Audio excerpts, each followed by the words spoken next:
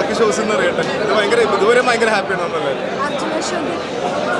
വളരെ സന്തോഷമുണ്ട് അച്ഛൻ്റെ കൂടെ നമുക്കിങ്ങനെ നല്ല സിനിമകൾ ഒരുമിച്ച് ചെയ്യാൻ പറ്റുന്നത്, നല്ല സുഹൃത്തുക്കളുടെ നല്ല സിനിമ ഒരുമിച്ച് ചെയ്യാൻ പറ്റുന്നത് വലിയൊരു ഭാഗ്യം വേറെ ഇല്ലല്ലോ. സോ അടിപൊളി.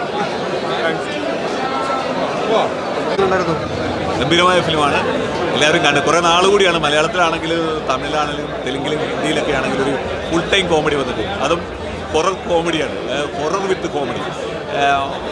ധൈര്യമായിട്ട് ടിക്കറ്റ് എടുക്കാവുന്ന എല്ലാ കഥാപാത്രങ്ങളും നമ്മളെ കുടുംബത്തെ പൊട്ടിച്ചിരിപ്പിക്കുന്ന കഥാസന്ദർഭങ്ങളാണ്.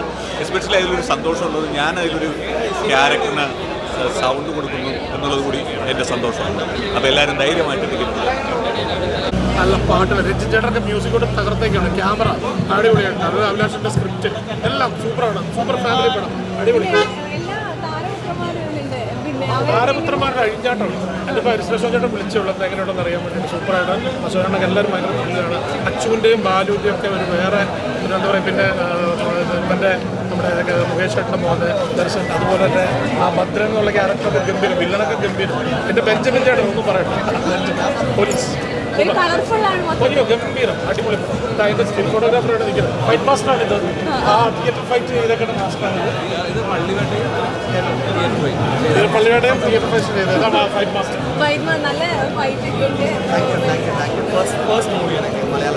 മലയാളം തമിഴ് ഫൈറ്റ് മാസ്റ്റർ കേരളാവിലേക്ക് വന്നിരിക്കാൻ.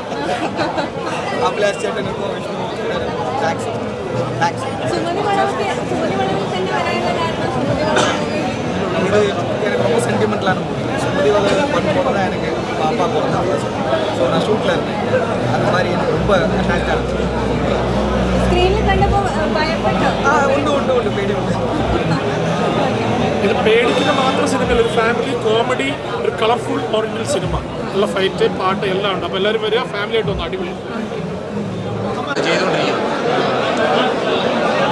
അപ്പം എല്ലാവരോടും ന്യൂസ് സ്പ്രെഡ് ആക്കുക. Thank you ഡിയസ്.